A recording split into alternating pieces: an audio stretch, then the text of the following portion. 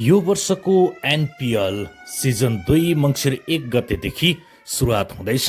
नेपालमा निकै नै चर्चित रहने यो एनपिएल प्रतियोगिता यो पटक पनि स्टार स्पोर्ट्समा प्रत्यक्ष लाइभ आउनेछ।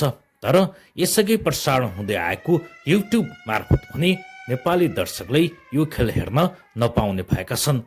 कि त प्रत्यक्ष रूपमै मैदानमा जानु पर्यो, मैदानमा जानका लागि पनि त्यहाँ टिकटको निकै हाहाकार हुने देखिएको छ। यसगरी कि त टेलिभिजन मार्फत मात्रै यो खेल हेर्न पाइने भएको छ। यो वर्ष युट्युबबाट नेपालमा हेर्न नसिकिने भएपछि धेरै शुभचिन्तक र खेलप्रेमीले एनपिएलको चर्को आलोचना गरेका छन्।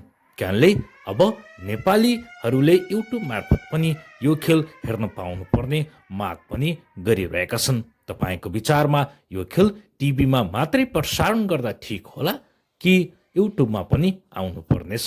प्रतिक्रिया अवश्य लेख्नुहोला।